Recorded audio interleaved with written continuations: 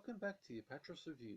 In this episode, Eegah, a bad movie classic from 1962. Now, this film was directed by Apatros Sr. in the year 1962. Its premiere was in the US on the 17th of April of that year, and as of this moment is available on various public domain releases around the world, often in either mediocre or bad quality prints. As for the story, while driving to meet up with a rockstar wannabe boyfriend, Roxy Miller ends up almost running over a mysterious giant man wearing caveman furs and wielding a massive club. The giant is scared off by her screams. Later, her father, who writes adventure books, speculates that the giant may have been the last of a tribe of prehistoric humans that lived in the nearby Shadow Mountains. The trio then decide to explore the area to locate the creature. After her father gets captured by the giant, Roxy and her boyfriend rescue him. And Roxy's good looks gets the caveman, who calls himself Eegah, attracted to her in a romantic fashion. Finally, I get to review one of the classic Z movies of the sort, or Z movies if you're American, of the sort that the bad movie cult have placed in a sacred status, and this one's one of the worst films I've ever seen. Eegah was one of a series of low-budget drive-in dwellers that Archibald Sr. decided to write and direct in order to put his son Archibald Jr. into a position enabling him to rival Elvis Presley in rock and roll glory. Well, despite its best intentions, this career didn't take off for Hall Jr., who quit the movie business to become an airline pilot. That being said, Hall Jr. did make an impressive impact in the cult psycho thriller The Sadist. Try tracking that one down if you can. I have a copy and I'll review it in the future. The film was financed on an entirely borrowed budget of $15,000. That's right, 15 grand borrowed money, which nearly bankrupted Hall Sr., but he got a big shock and some good relief when Eegah made back its budget on opening night at local drive-ins and made a total of about $1 million or so.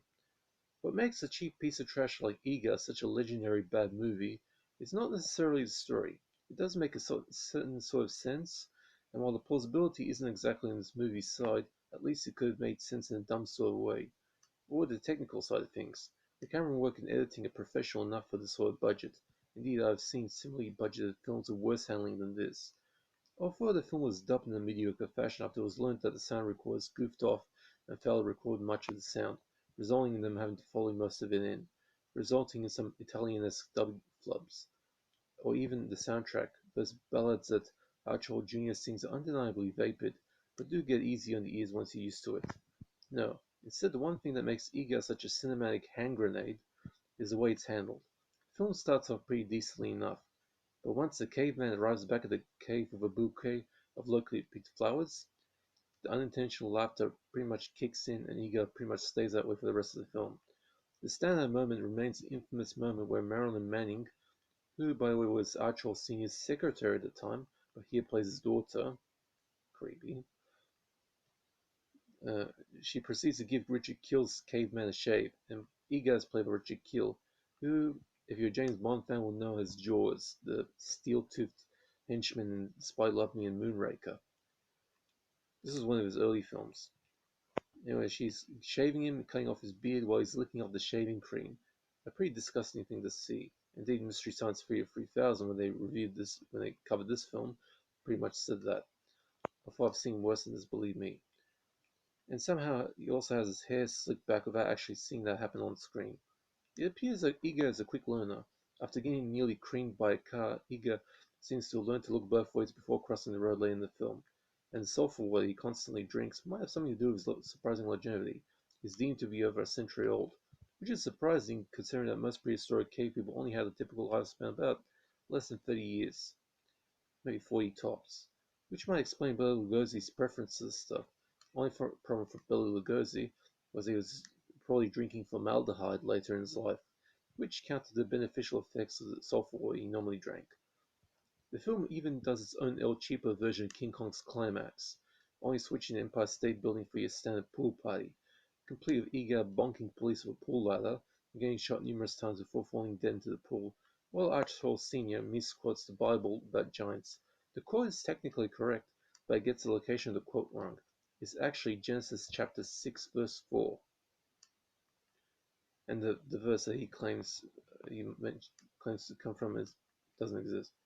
So remember, Genesis chapter 6 verse 4. You know, a pretty prime contender for the worst movie ever made, but for my personal pick for that title would be Man of the Hands of Fate. And I have that as well. I'll cover that in the future. This one was a laugh riot for devoted bad movie cultists and champion hecklers. Now, as for the gore report, there's no gore or for some gunplay scene in the end. In, the 50s, 60s fashion, just shooting somebody and they just jerk and then fall down without showing bullet wounds. As for nudity, Eegah tries to tear off Roxy Miller's dress but doesn't quite get too far. You only see a black bra covering her breasts, and even that's the bottom of the screen, so there's no nudity scene here.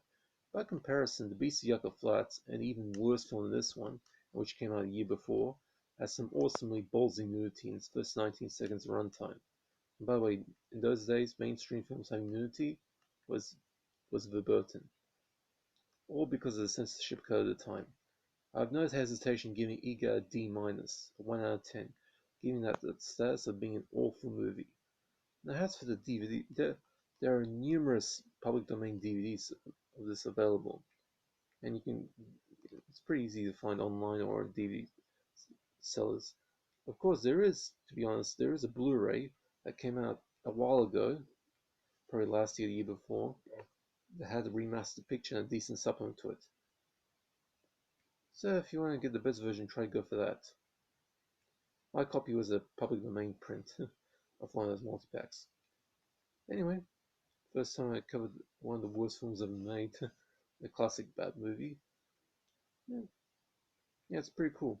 And now, given that we're in coronavirus lockdown, I'll be doing as many of these videos as I can over the next month or so. I'll do like one every 3 days or so. Anyway, that's it for this review.